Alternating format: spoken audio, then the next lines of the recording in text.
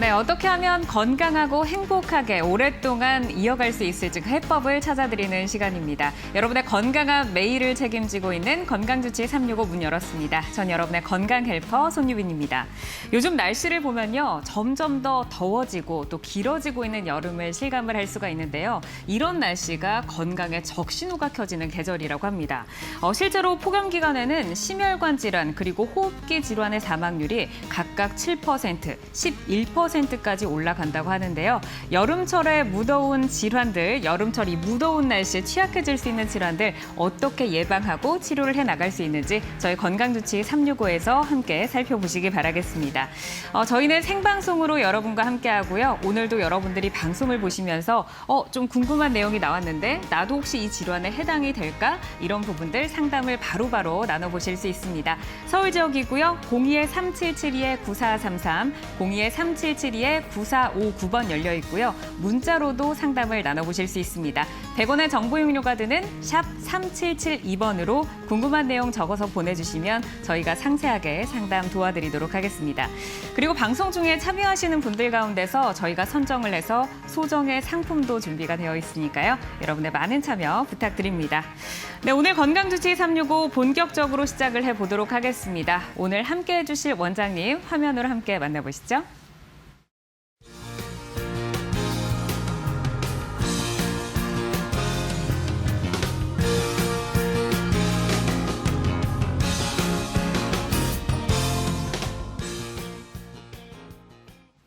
네, 오늘은 재생치료 전문의 정찬일 원장님과 함께하도록 하겠습니다. 척추, 무릎 질환, 그리고 류머티즘 질환까지 대한민국의 뼈 건강을 책임지고 계시는 정찬일 원장님 나오셨습니다. 원장님 안녕하세요. 네, 안녕하세요. 네, 반갑습니다. 네, 반갑습니다. 네, 원장님과는 벌써 이제 두 번째 시간인데요. 예, 그렇습니다. 네, 지난번 시간 때 굉장히 반응이 뜨거웠거든요. 예, 감사합니다. 네, 오늘도 유익하고 알찬 강의 준비를 해오셨겠죠? 예, 맞습니다. 네, 그러면 오늘도 좋은 말씀 기대를 하면서 시작을 해보도록 하겠습니다. 네, 본격적인 강의에 앞서서 건강주치의만의 특별한 코너가 먼저 마련이 되어 있는데요. 빠르게 변화하는 한 주간의 건강 이슈를 알려드리는 시간입니다. 준비해 오신 오늘의 건강 이슈 키워드로 확인해 볼까요? 네, 슈퍼푸드라고 떠 있네요. 예, 네. 맞습니다. 저도 이제 요즘에 그 슈퍼푸드에 굉장히 관심이 많은데 어떤 이슈일까요? 예, 저희가 요즘 보면 슈퍼푸드가 굉장히 인기가 있고요. 새로운 건강 트렌드로 자리 잡고 있는데요. 이게 요즘 보면은 슈퍼푸드가 아주 불티나게 팔려나가고 있죠. 이게 보면은 왜 이렇게 인기가 있는가를 봤더니 아마 용어에 대한 그 믿음 또 환상이 아닌가 이렇게 생각이 됩니다. 사실 슈퍼푸드라는 그 이름은 2004년도인가요? 네. 그때 미국의 그 식품 영양학자인 그 스티븐 플랫 박사가 그 장수 지역 14곳을 조사해서 어떤 음식을 먹는가를 봤더니 한 14개 정도를 이렇게 추천을 했거든요. 네. 그것을 그 미국 타임지지에서 그 소비자 트렌드에 맞춰서 10개 정도로 이렇게 추천한 게 그 기원이라고 할 수 있겠습니다. 네. 그러면 이 슈퍼푸드에 혹시 뭐 조건이 있을까요? 예, 있습니다. 오. 슈퍼푸드는 일반 건강기능식품이나 보조식품하고 틀리게요. 일단 열량이 낮아야 되고 오. 지방의 함량이 낮으면서 네. 그 비타민이라든가 미네랄이 충분히 많이 있고 또 그 산화 효소라든가 아니면 섬유소가 많은, 그래서 소위 파이토케미칼이라고 하는 생체 활성 물질이 많은 식품을 특별히 우리가 슈퍼푸드라고 정의를 하고 있습니다.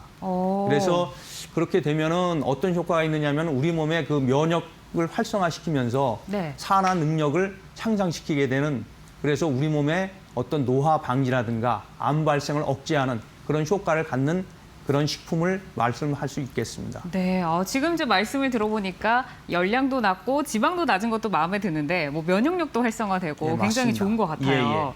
그러면은 뭐 슈퍼푸드다 하면 무조건 우리의 건강에 좋다라고 여기면 되는 걸까요? 아닙니다. 그게 이제 슈퍼푸드는요, 우리 시청자분들이 잘 알으셔야 될 게 슈퍼푸드는 다른 말로 하면 장수식품이다 이렇게 이해하시면 될 것 같아요. 네. 이게 건강을 증진시키는 게 아니고 오래 사는데 도움이 된다 이렇게 이해를 하시면 되겠습니다. 특히 우리가 이제 견과류 같은 아몬드 같은 거를 말씀을 하는데 이 견과류 같은 거는 뭐 1g 정도 되면은 얼마 이게 열량이 되지 않거든요. 네. 근데 어떤 경우는 100g에 한 600칼로리까지 나오는 게 있단 말이죠. 와. 그렇게 되면은 이게 자칫하면은 비만을 유도할 수 있고요. 그렇죠. 또 너무 많이 먹게 되면은 그죠 설사라든가 복통이라든가 일으킬 수 있어요.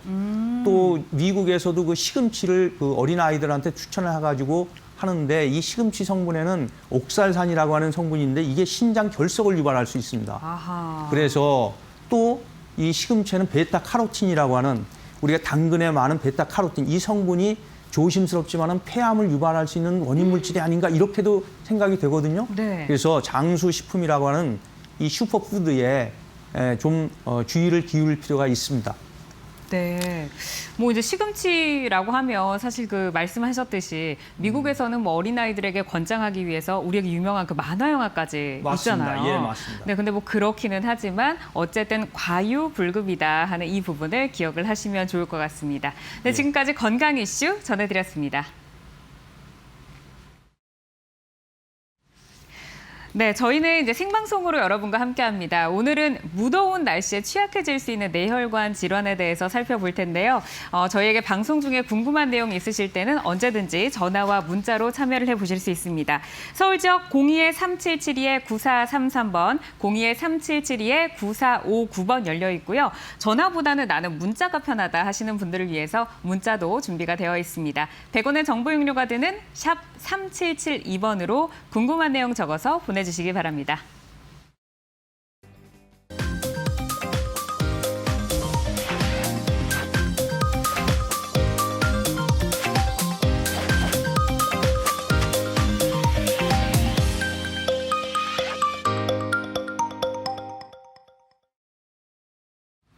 네, 건강주치 365 본격적으로 강의를 시작을 해보도록 하겠습니다.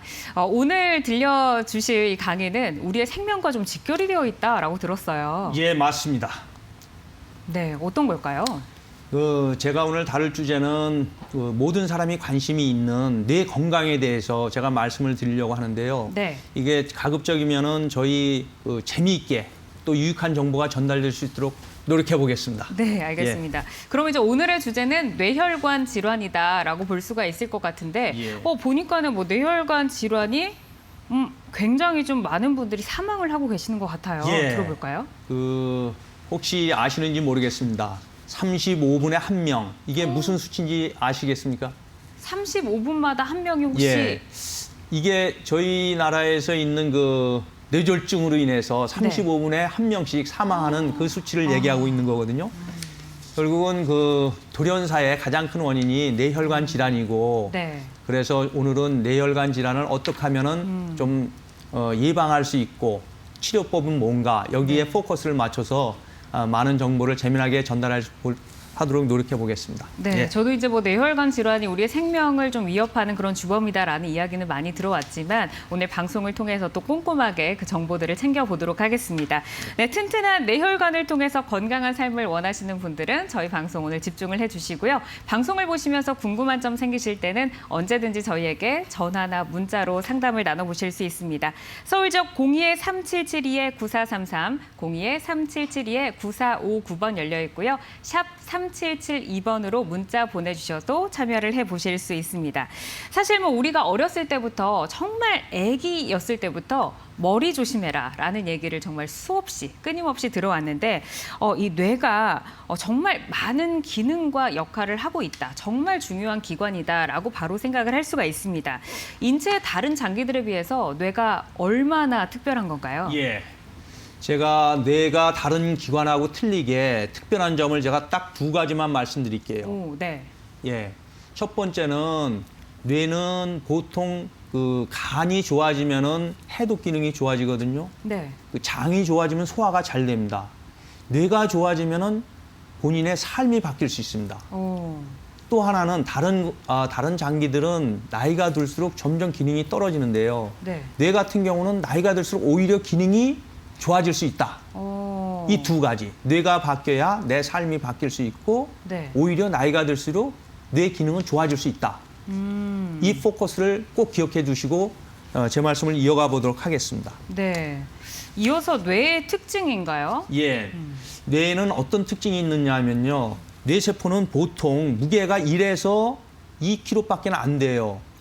그다음에 그렇지만은 우리의 그 혈류량이 25% 정도가 공급받게 되고요. 에너지 소모가 한 20% 정도. 전체적인 세포는 100억 개 정도 됩니다. 하루에도 한 5만 개씩 매일같이 사멸을 하게 되죠.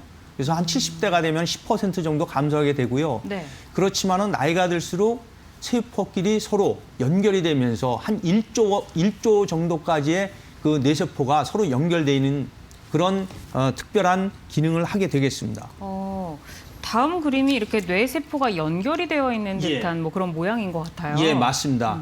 이 다음 그림 보시면은 뇌세포, 뉴런이라고 하죠. 신경세포끼리 저렇게 서로 연결이 되면서 거기서 싹트기라든가 서로 노선을 변경한다든가 서로 가지치기를 해서 서로 신경끼리 서로 네트워크를 형성하는 거죠. 그래서 세포는 나이가 들수록 줄어들 수 있지만 네. 세포의 연결성은 계속해서 좋아질 수 있다. 이렇게 말씀드릴 수 있겠습니다. 네. 전 일생을 걸쳐서 새로운 자극에 대해서 뭐 재구성된다. 방금 예. 쓰여 있는 거 보니까 예. 인상적이네요.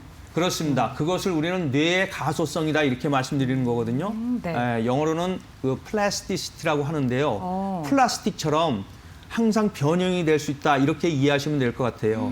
네. 그래서 전 일상을 통해서 새로운 자극과 경험을 통해서 이 신경의 연접은 계속해서 재구성이 된다. 머리가 좋아질 수 있다. 인지 능력이 향상될 수 있다. 이렇게 이해하시면 되겠습니다. 네, 뇌 기능을 이렇게 발전을 시킬 수가 있는 거네요. 맞습니다. 네, 어쨌든 이제 우리 몸에서 그 뇌가 하고 있는 활동들도 굉장히 많고 뭐 관할하는 부분이 많잖아요. 그렇다면 이제 우리의 뇌를 보호하기 위해서는 어떻게 해야 될까요? 예, 그게 이제 전체적으로 뇌 건강을 위해서 한 4가지 정도를 제가 축약해서 말씀을 드리는데요. 첫 네. 번째는 음식입니다. 아, 이 뇌라고 하는 장기는요, 절대적으로 포도당만 에너지원으로 쓰기 때문에 식사를 안 하는 것은 좀 잘못된 것 같고요. 물론 뇌 신경에 좋은 폴리페놀이라든가 오메가3 같은 거 이런 것도 도움이 될 것 같고요. 네. 두 번째로는 수면하고 명상을 제가 꼽았는데요. 이게 단지 뭐 잠을 자면은 에너지가 충전되는 것뿐만 아니고 잠을 통해 가지고 그 항산화 또는 노화, 암을 발생시키는 유전자의 발현을 못하게 합니다. 오, 특히 그 BDNF라고 하는 뇌유래 신경 영양 요소라고 하는 이것이 활성화됨으로 인해서 암이라든가 노화를 방지하는 역할을 하게 되겠고요. 그다음에 또 중요한 게 제가 아까 우리 혈류 중에서 25%가 뇌로 간다 이렇게 말씀드렸는데 네. 운동을 하게 되면은 뇌 혈류량이 증가가 되면서 뇌 피질이 두꺼워져요. 예, 그러면서 굉장히 좋은 효과를 올릴 수 있겠고요. 또 하나는 뇌는 아까 제가 가소성에서 설명드렸죠. 네. 지속적으로 계속 좋은 자극이 들어가야지만 신경끼리 시냅스라고 하는 연결망이 늘어나게 되고 그래서 건강한 뇌가 되는데 제가 밑에 보시면은 게으른 뇌가 되면 안 된다. 네. 뭐냐면 반복적으로 계속 자극이 안 가는 이런 자극에는 뇌는 계속해서 퇴화를 하게 됩니다. 그래서 생활 습관을 항상 자기 스스로 하고 새로운 자극을 받아들이려고 계속 노력하고 학습하는 이런 노력이 더해지면은 뇌한테는 가장 좋은 뇌를 행복하게 할 수 있는 그런 요소가 될 것 같습니다. 네. 뭐 포도당과 오메가3, 폴리페놀 뭐 이런 거 나왔는데 예. 어머님들이 많이 챙겨 드시잖아요. 맞습니다. 네. 예. 역시 뭐 다들 알고 잘 챙겨 드시는데 음식과 수면, 뭐 명상 그리고 생활 습관까지 중요하다라고 예. 말씀을 해주셨습니다. 사실 이제 뇌가 언어 감각 그리고 뭐 우리의 운동 감각 이런 것들을 이제 지배를 하고 있잖아요. 예. 뇌가 어떻게 좀 나누어져서 구성이 되어 있는 건가요? 예, 뇌는 되게 복잡하기도 하지만요. 한 4구역으로 나눠서 제가 설명을 드리면 아주 간단하게는 뇌의 전두엽 앞쪽에 있는 뇌 부분은 우리의 그 인지 능력, 사고력을 나타내는 거고요. 뒤쪽에 뒤통수 쪽에 있는 이제 후두엽 같은 경우는 시각 보는 거죠. 그다음에 귀 옆에 있는 이 측두엽 같은 경우는 대개는 우리의 청각이라든가 언어 또는 그 기억을 갖다가 저장하는 그런 장소. 그다음에 정수리 부분에 있는 이 두정력 같은 경우는 우리 체성 감각을 총괄하는 그런 역할을 하게 되겠습니다. 네. 근데 이제 뭐 뇌혈관 질환이다 하는 것보다는 우리가 이제 주변에서 좀 흔하게 볼 수 있는 질환. 저는 이제 이게 바로 좀 와닿더라고요. 예. 이제 치매라는 이 두 글자 굉장히 이제 흔하게 우리가 들어볼 수 있는데, 제가 보고 깜짝 놀랐어요. 그 이제 85세가 넘어가면 2명 중에 1명이 치매다라고 예. 할 만큼 이 발생 빈도가 굉장히 높다라고 예. 하더라고요. 근데 뭐 치매가 사실 뭐 우리가 다 두렵기는 하지만 어떻게 피할 수 있는지, 대처할 수 있는지 그 부분에 대해서는 좀 놓치고 있는 것 같거든요. 예. 사람들이 그토록 두려워하고 있는 치매, 정말 이제 걸리고 싶지 않은데 치매란 과연 어떤 병인가요? 예, 치매 정말 저를 포함해서 누구든지 피해갈 네. 수 없는 100세 시대에 누구도 피해갈 수 없는 질환인 거는 맞는 것 같습니다. 되게 슬픈 주제고 피해가고 싶은 주제인데요. 치매를 이제 그 진단하고 치료하는 거는 전 인류의 숙제인 것 같습니다. 그래서 치매는 우선 기억력 장애, 우선 기억을 못하는 거예요. 네. 그 진단은 되게 쉽습니다. 주변에서 보면은 금방 알 수 있거든요. 기억력이 떨어지면서 네. 말이 잘 안 돼요. 그다음에 사람을 잘 못 알아봅니다. 그다음에 어떤 걸 지시해도 그런 행동을 못 해요. 이렇게 되고 일상생활 자체가 되지를 않거든요.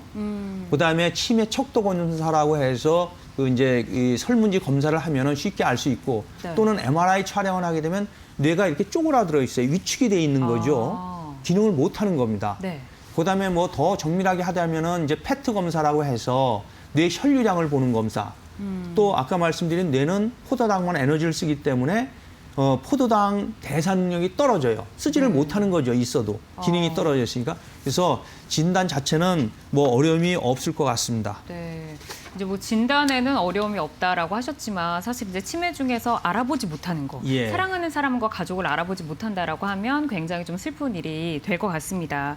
근데 뭐 치매가 이제 하나가 아니라 원인에 따라서 또 종류가 여러 가지 있다고 들었어요. 예. 근데 특히 우리나라 사람들이 잘 걸리는 치매가 있다고 하더라고요. 예, 맞습니다.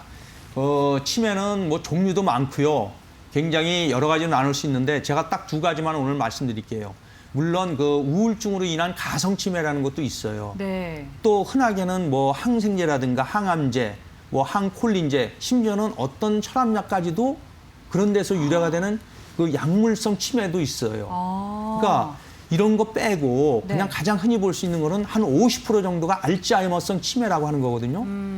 그다음에 또 한 그룹은 혈관에 문제가 생겨서는 혈관성 치매. 네. 이것이 한 10%에서 15% 정도 돼요. 2가지가 가장 많은 겁니다. 네. 그래서 가장 크게 구별하시자면은 알츠하이머 치매는 나이가 들면서 퇴행성으로 누구나 생길 수 있는 치매다 이렇게 이해하시고 네. 이 8년에서 10년 정도에 가서 서서히 진행이 됩니다. 반면에 저 혈관성 치매는 네. 흔히 말하는 뇌졸중이에요. 뇌가 경색이 되든지 막히든지 혈관이 터지든지 하면서 생기는 거거든요. 네. 그래서 혈관성 치매 같은 경우는 굉장히 증상이 뚜렷해요. 저거는 나이 들어서 생기는 치매처럼 어떤 인지 능력이 떨어지고 계산을 못하고 이런 게 아니고요. 그냥 마비 증상으로 많이 옵니다. 대개. 예. 그래서 저거는 성인병이 원인이 돼요. 혈관성은 당뇨라든가 혈압이라든가 고지혈증이라든가 심장 질환이라든가 심근경색이라든가 심방쇠동이라 전체적으로 성인병이라고 하는 그게 원인이 되기 때문에 저 혈관성 치매 쪽은 우리가 얼마든지 저거는 예방할 수 있는 부분이고요. 문제는 저 알츠하이머 치매인데 저것이 소리 소문 없이 서서히 진행되면서 기억이 최근 기억부터 옛날 기억은 잘해요. 네. 최근 기억이 사라집니다. 그러면서 판단력이나 인지 기능이 점점 떨어지면서 그다음에 마지막에 가서는 전체적인 인지 기능이 다 떨어지고 그에 더해서 일상생활이 불능하게 되고 나중에 성격까지 변하게 됩니다. 그다음에 굉장히 폭력적으로 변하고 또 수면도 잘 못해요. 잠을 안 주무시거든요. 괴롭죠. 마지막에는 저것이 보행이 안 되고 경직이 오기 때문에 되게 참 힘들게 하죠. 저거의 알츠하이머 병의 원인이라고 하는 것은 이 성인병이 아니고요. 네. 우리 몸에 쌓이는 염증 물질이에요. 우리가 평생을 살다 보면은 뇌 속에 여러 가지 염증 물질, 산화 물질, 쓰레기 같은 것이 쌓이거든요. 그게 원인입니다.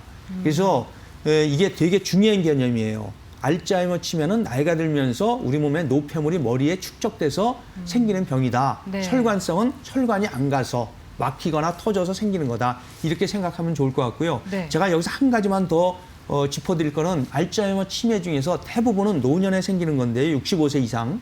저게 40대나 50대에 생기는 알츠하이머 병이 있어요. 저게 뭐냐면은 조발성, 일찍 생기는 건데 저거의 원인은 그 염증 물질이나 이런 것이 아니고요. 참 아쉽게도 한 5% 정도 되는데요. 그 염색체 이상 때문에 생기는 거예요. 네. 그래서 저 부분은 우리가 염색체 뭐 21번이나 14번이나 1번 여기에 이상이 생겨서 일찍 뇌가 퇴화가 돼버리는 거거든요. 그래서 40, 50대에 생기는 일찍 오는 그 인지장애, 조금의 마비 증세, 그거는 40, 50대 되신 분들은 꼭 저 부분을 염두에 두셔야 됩니다. 네. 저희 생방송으로 함께하고 있고요. 이제 뇌혈관 질환 가운데서 치매에 대해서 살펴보고 있습니다.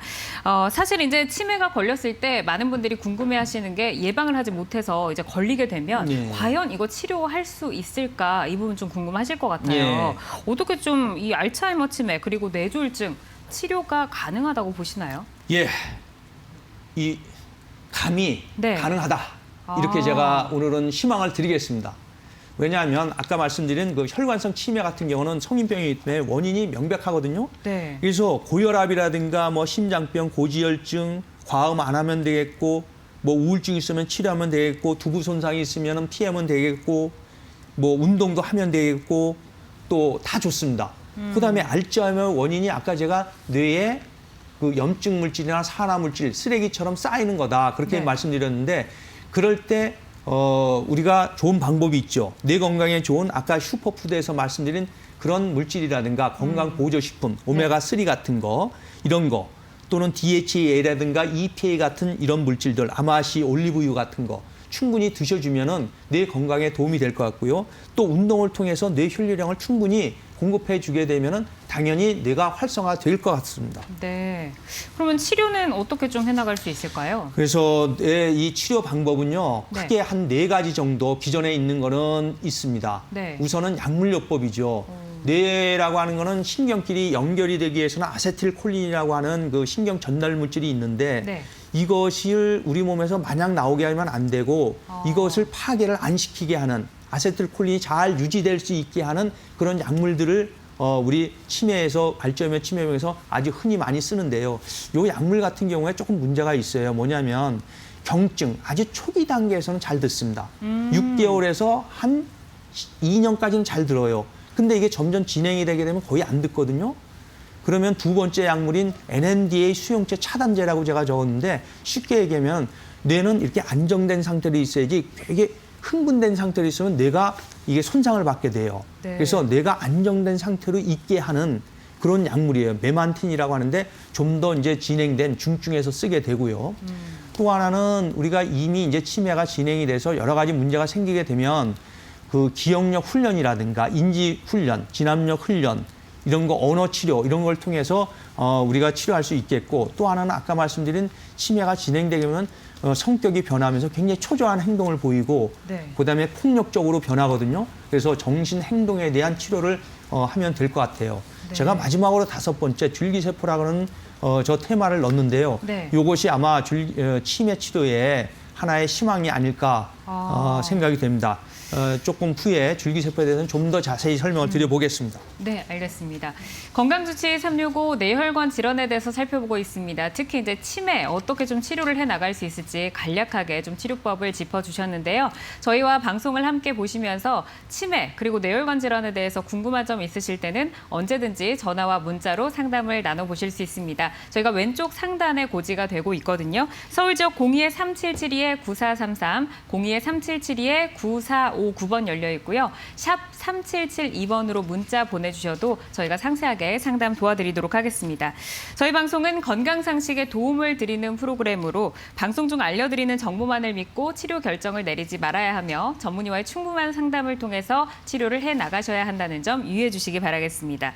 자, 이제 이 부분에 대해서 여러분들 가장 궁금하실 거예요. 방금 전에 뭐 줄기세포도 살짝 짚어주셨는데 돌연사를 부르는 공포의 뇌혈관 질환 어떻게 하면 저희가 좀 다스릴 수 있을지 그 방법을 꼼꼼하게 들여다보도록 하겠습니다.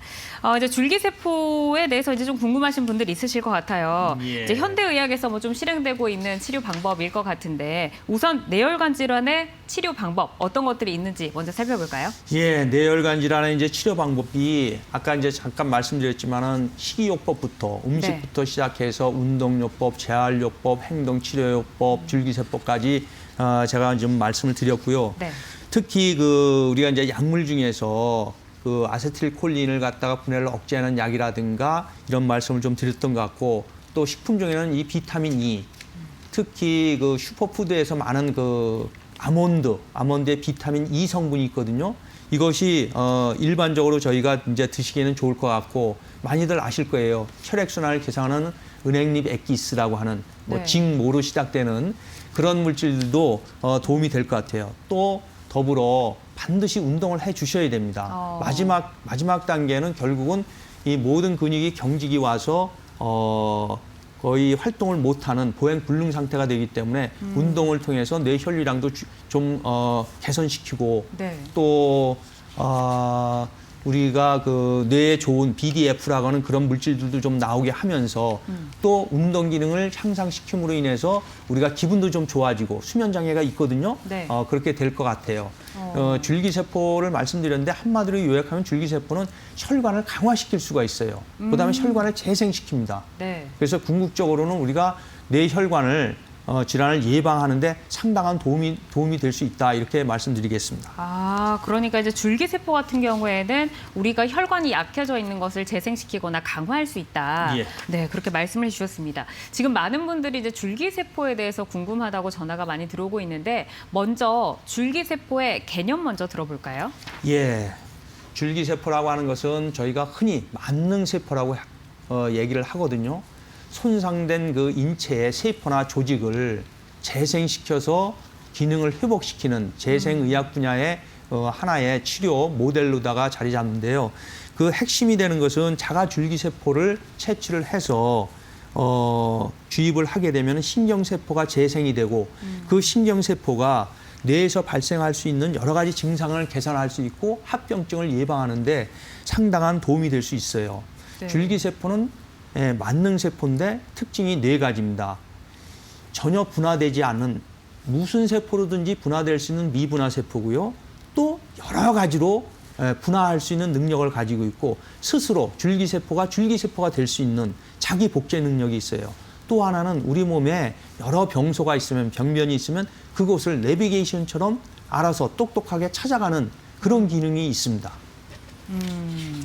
이제 줄기세포 같은 경우에는 좀 재생 효과를 기대해 볼 수 있다라고 좀 정리를 볼 수 있을 것 같은데 최근에 이제 뭐 줄기세포가 사실 뭐 뇌혈관 질환 외에도 다분해서 좀 활발하게 좀 이용이 되고 있는 것 같아요. 근데 이제 줄기세포가 어떤 종류가 있는지 그리고 종류별로 혹시 갖고 있는 특징이 따로 있을까요? 예, 있습니다.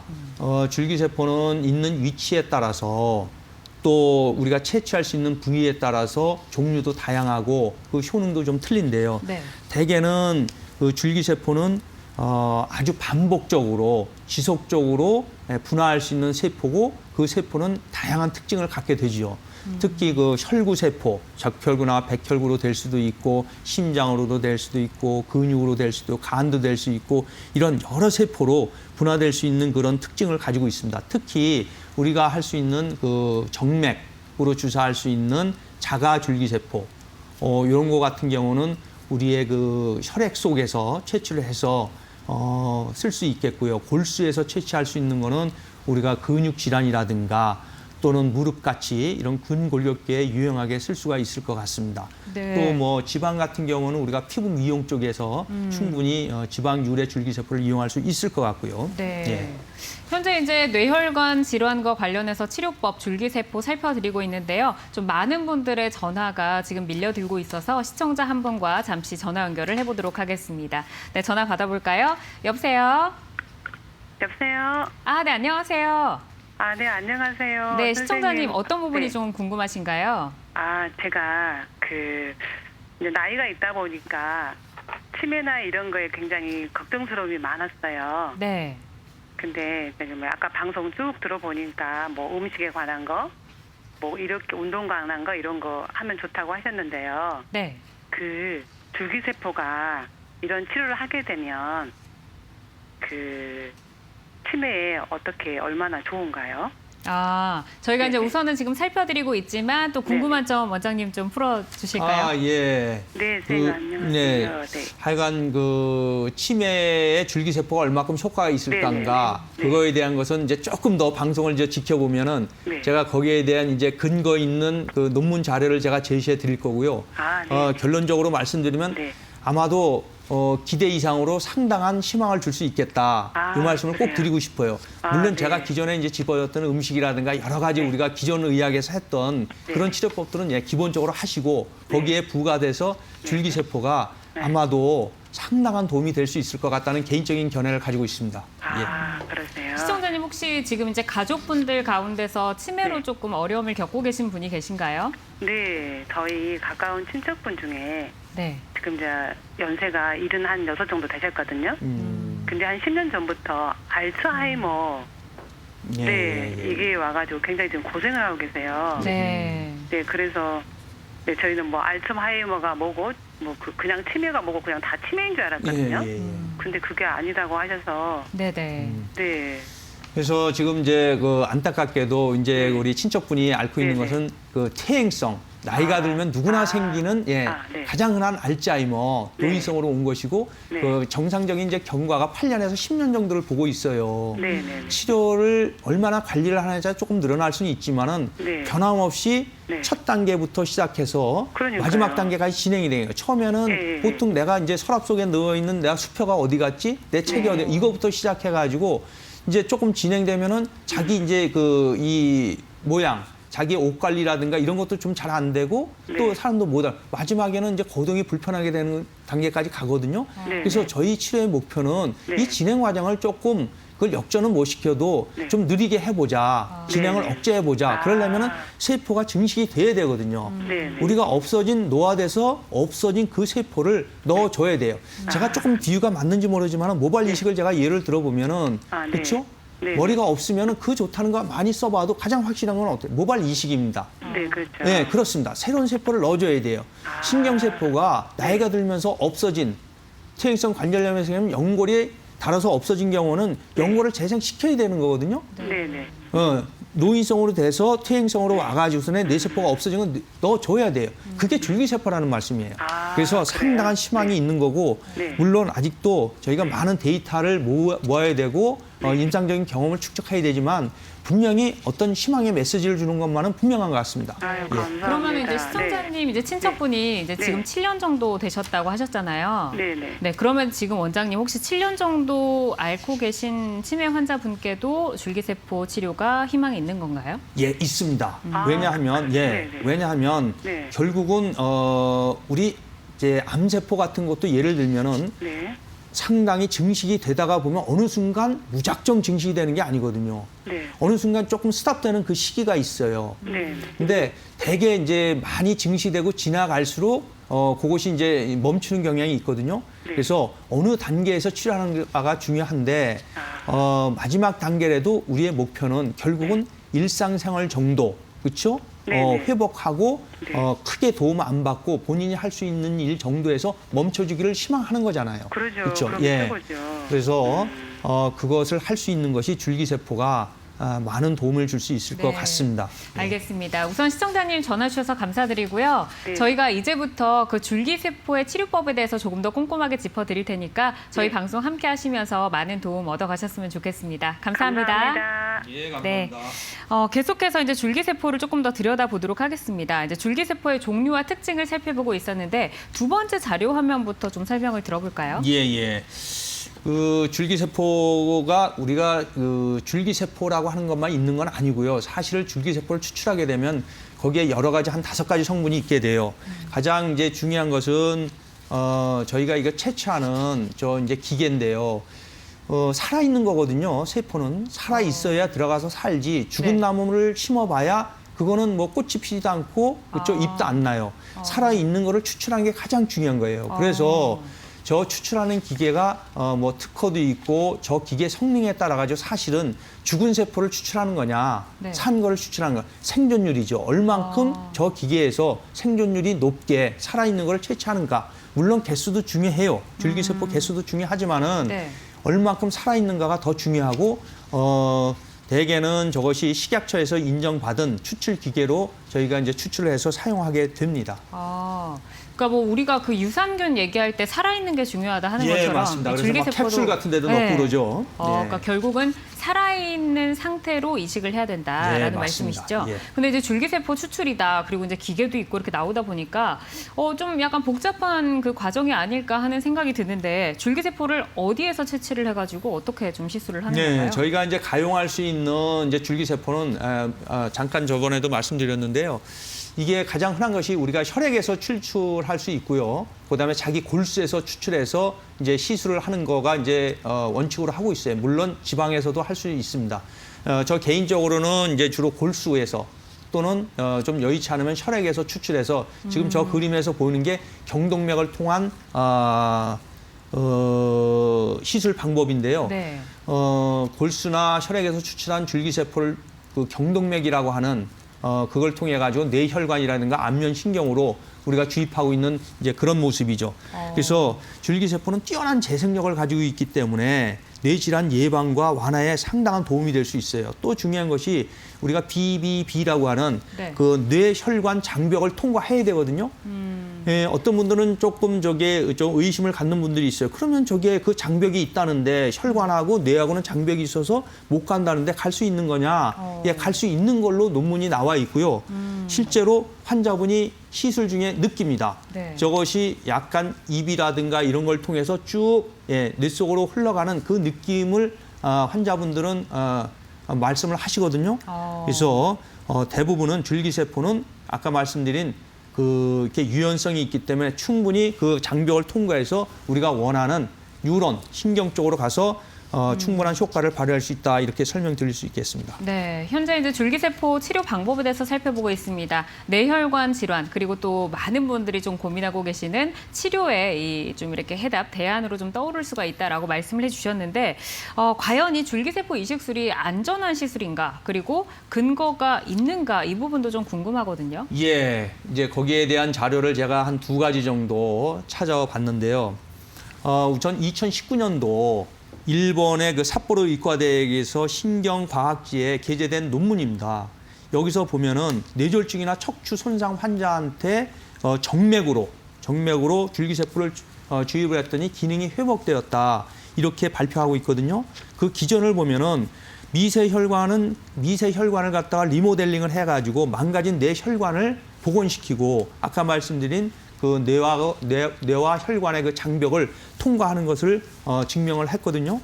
그다음 또 하나의 제가 자료는 2014년도 미국의 존스 홉킨스 대학에서 발표된 논문인데요. 이 논문이 되게 재미난 거예요. 골수 줄기세포를 추출했거든요. 이분들은 골수 줄기세포를 추출해서 혈관성 치매에서 골수 줄기세포를 추출해서 주입을 했더니 혈관 형성이 굉장히 많이 증가됐고 또 아까 제가 말씀드린 알츠하이머에서 어떤 우리 몸에서 노화됐던 물질이 뇌의 신경 뉴런에 침착이 돼서 치매가 되는 건데 그 침착되는 그 단백 물질들, 침착되는 아밀로이드라고 하는 그런 단백 물질들 또는 타우 단백이라고 하는 이런 노폐 물질들이 상당 부분 감소됐거든요. 그래서 인지 기능이 상당히 회복된 아주 고무적인 결과를 발표했습니다. 네, 이제 예후가 좋았던 그런 효과가 지금 데이터로도 있다라고 말씀을 해주셨는데 그렇다면 이제 우리 뇌혈관에 그 줄기세포 이식술이 어떻게 영향을 끼치게 되는 거죠? 네, 그 뇌혈관으로 저희가 이제 주는 이 모습인데요. 네. 조금 자막이 잘못된 것 같습니다. 뇌동맥 사진입니다. 경동맥 사진이거든요. 경동맥 사진. 우리가 이제 누구나 그 목 옆에 이렇게 만져보면 막 펄떡펄떡 뛰는 그 동맥이 하나죠. 이 경동맥입니다. 느껴집니다. 예, 느껴져요. 네.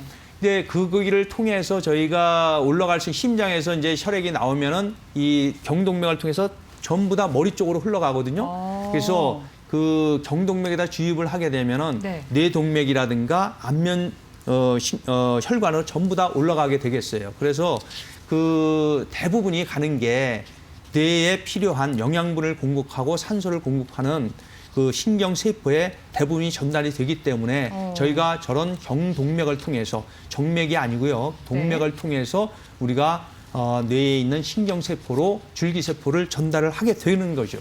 이어서는 그 뇌건강 예방과 관련된 자료일까요? 뇌혈관의 예방이 아니고요. 네. 예방이 아니고 뇌혈관이 네. 머릿속에 신경이 이렇게 분포되고 있는 그런 신경 뉴런, 전두엽, 후두엽, 요 뇌실질에 뇌혈관이 어떻게 분포되고 있는가 하는 이제 그런 건데 머리라고 하는 거는 아시다시피 두개골이라고 하는 뼈 외에 그 안은 전부 다 혈관하고 신경밖에 없거든요. 바로 저 사진이에요. 네. 뇌에 어떤 뼈가 있는 것도 아니고 근육이 있지도 않고요. 오로지 뇌는 두 가지 구조예요. 뇌 신경세포, 네. 또 하나는 혈관, 두 가지거든요. 이 둘이 잘 살아야 돼요. 치매라고 하는 건 저 신경세포가 노화가 돼서 없어진 거, 사멸하는 게 알츠하이머 병이고요. 네. 예, 혈관에 문제가 생겨서 저것이 혈관이 터지든지 막혀서 생기는 것이 혈관성 치매인 거죠. 그래서 뇌는 어떻게 보면 되게 단순하고 저희가 경동맥을 통해서 저쪽으로 줄기세포를 주면은 대부분이 뇌 혈관과 신경세포로 가게 되는 거죠. 네. 그래서 줄기세포는 뇌 혈관뿐만 아니고 신경에 대한 재생 효과가 있기 때문에 거의 뭐 이론상으로는 100% 뇌에 굉장히 효과적인 치료 방법이 될 수 있다. 이렇게 설명을 드릴 수 있습니다. 네, 어쨌든 이제 뇌 건강에 도움을 줄 수 있다라고 말씀을 해주셨습니다. 줄기세포로 이제 뇌혈관 시술 어떻게 조금 도움을 줄 수 있는지, 그리고 특히 우리가 생활 속에서 좀 주의해서 많이 볼 수 있어요. 사실 치매, 뭐 알츠하이머 많이 볼 수 있는데 이런 부분들에 어떻게 도움을 줄 수 있는지 그 부분에 대해서 살펴보고 있습니다.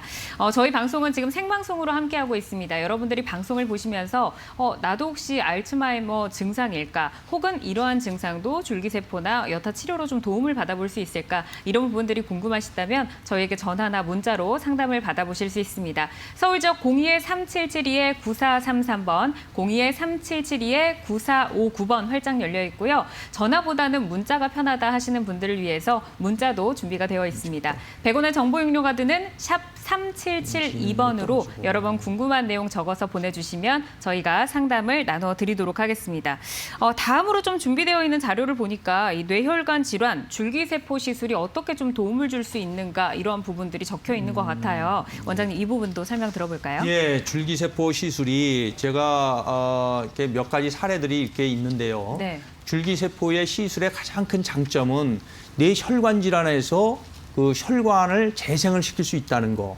그다음에 이미 있는 혈관을 혈관이라고 하는 것이 이게 동맥 같은 거는 이게 박동이 느껴지잖아요. 그 싸고 있는 막이 그 근육이 있거든요. 네. 그래서 그 근육 세포에 대한 그 재생 효과가 있기 때문에 근육이 혈관이 되게 튼튼해져요. 네, 단단해지거든요. 그래서 줄기세포 시술이 뇌 혈관 질환에 튼튼하게 하고 강화시키고 재생시키고 하는데 상당히 효과가 있다. 이렇게 이해하시면 되겠습니다. 네, 알겠습니다. 지금 이제 방송 보시면서 많은 분들이 전화와 또 문자를 보내주고 계시는데요. 저희가 또 빠르게 시청자분과 전화 연결을 해서 고민을 들어보도록 하겠습니다. 여보세요? 여보세요? 네, 안녕하세요. 네네. 네, 시청자님 혹시 어떤 부분이 고민이신가요? 제가 지금 파킨슨병을 앓고 있는데요. 네, 치료를 하고 있어요. 한 2년 정도. 네.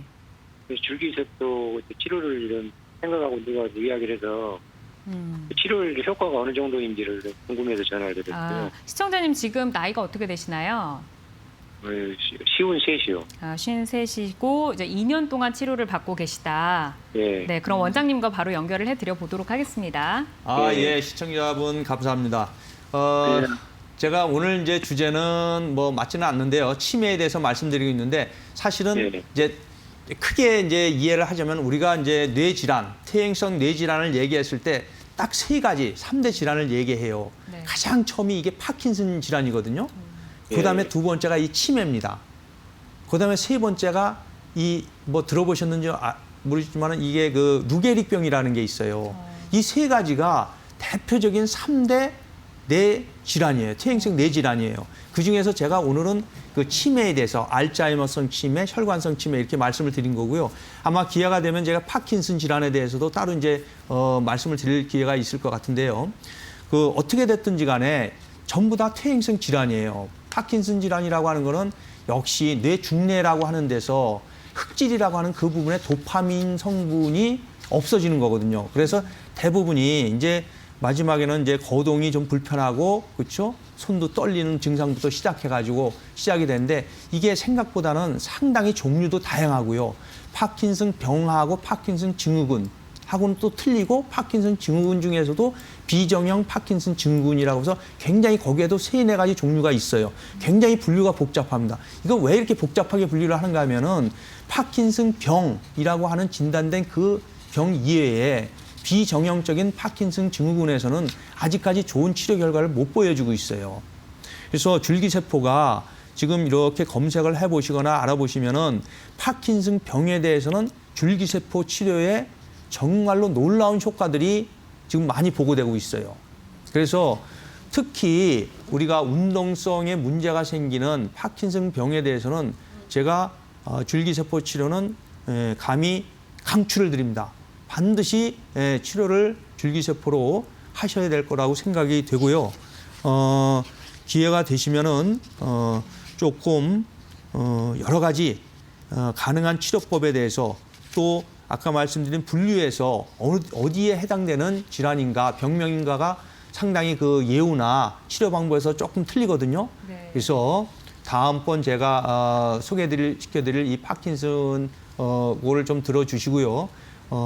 병명이 어디에 있는가, 그거를 좀 잘 알고 거기에 대한 치료법과 예방법도 틀리다, 이렇게 이해해 주셨으면 좋겠습니다. 네, 알겠습니다. 이제 저희가 이제 오늘 줄기세포로 그 뇌혈관 질환을 치료하는 방법을 살펴보고 있는데요. 파킨슨과 치매 그리고 루게릭에 이제 도움이 되는 치료법이다라고 말씀을 해주시면서 예후가 좋았던 사례들이 있기 때문에 이 부분을 참고하시고 치료 계획 세워보시면 좋을 것 같다라고 답변을 드렸습니다. 시청자님 도움이 되셨기를 바라고요. 오늘 전해주셔서 감사드립니다.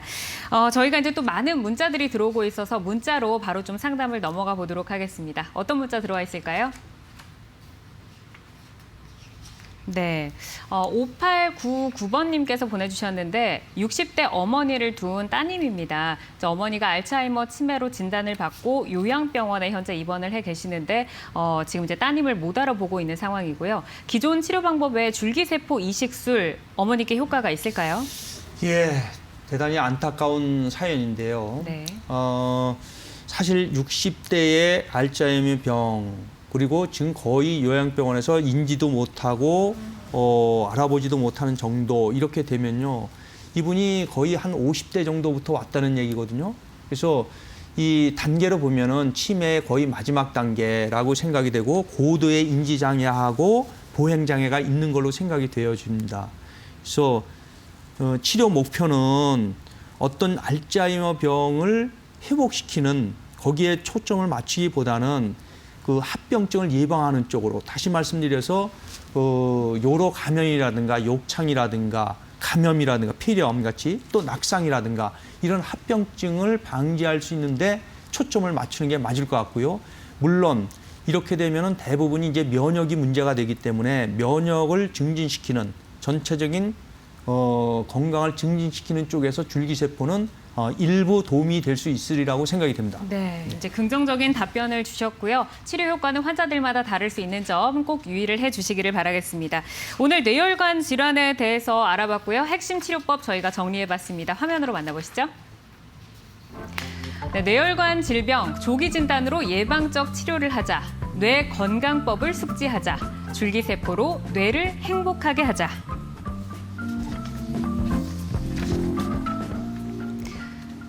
네, 지금까지 뇌혈관 질환에 대해서 살펴봤습니다. 강의 내용에 대해서 궁금한 점 있으실 때는 저희 왼쪽 상단에 있는 전화번호로 언제든지 연락을 주시기를 바라겠습니다. 오늘 정말 그 뇌혈관 질환에 대해서 꼼꼼하게 강의를 해주셨어요. 원장님, 마지막으로 좀 당부 말씀 짧게 들어볼까요? 예, 오늘 제가 쉽고 재미나게 전달하려고 노력을 했는데요. 네. 내용이 워낙 무겁다 보니까 제대로 전달이 됐는지 좀 의심스럽고, 그렇지만은 여러 가지 기존의 치료법 외에 줄기세포가 하나의 희망이 분명히 될 수 있다는 메시지를 꼭 전달해 드리고 싶습니다. 네, 이제 뇌혈관 질환에 대해서 살펴봤습니다. 예방법, 치료법 짚어드리면서 줄기세포 치료법 함께 짚어드렸는데요. 본 방송은 건강방송에 도움을 드리는 프로그램입니다. 방송 중 알려드리는 정보만을 믿고 치료 결정을 내리시지 말아야 하며 전문의와의 충분한 상담을 통해서 치료 방향을 결정하셔야 한다는 점 꼭 기억을 해주시기를 바라겠습니다.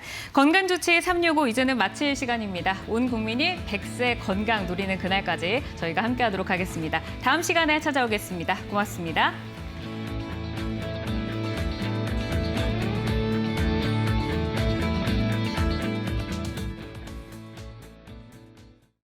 본 방송은 건강상식에 도움을 드리는 프로그램입니다.